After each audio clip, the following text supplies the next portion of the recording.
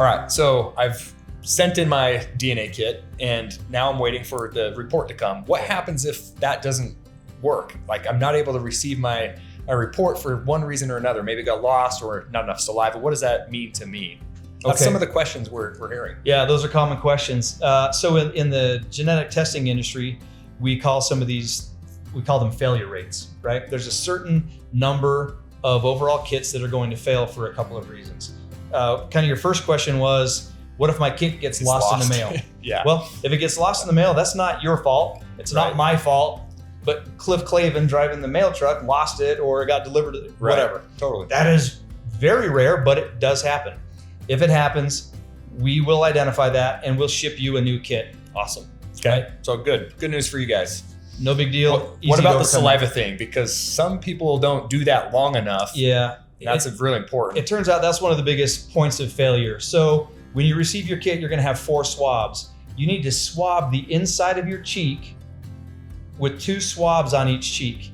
Each swab session should be 30 seconds. Right? Count to 10 right now. 1, 2, 3, 4, 5, 6, 7, 8. We get it. That's only 10 seconds. I mean, that's a long time. That's already. And it's a little awkward, actually. The reason we ask for 30 seconds for all 4 swabs is because we get swabs that are turned into the lab that have very little saliva or DNA on them, right? Right. You can't derive the DNA if you don't have enough samples. So we have 4 swabs. Please, 30 seconds with each one. After you swab with those, you need to wave them in the air and let them dry off before you put them in the envelope. Perfect. This will eliminate the majority of failures because of sample quantity, right? Okay.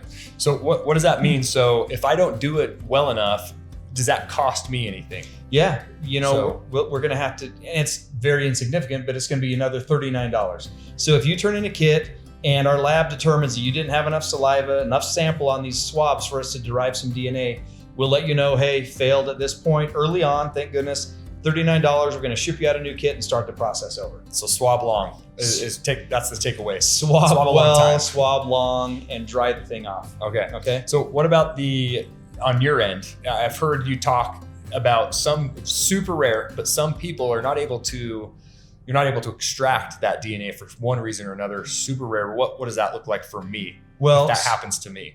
I think you're talking about when we're able to actually extract the DNA and then we run it through the sequencing machine. That's right. Yeah, but the science isn't able to identify the specific parts of the gene, the SNPs in the gene. It is weird. It does happen. Yeah, it's very uncommon, but it totally happens. So if we actually extract the DNA and run it through the whole testing process and we're not able to see enough of the SNPs that we're looking at and the reports fail, we can't generate, proper reports.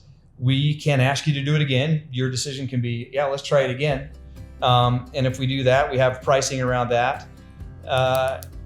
That's so rare. That's going to be on a case-to-case basis. I wouldn't even worry about it, right?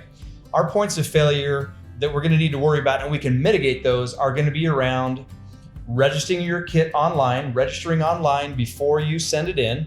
It has to be registered. Swabbing very well with all 4 swabs. And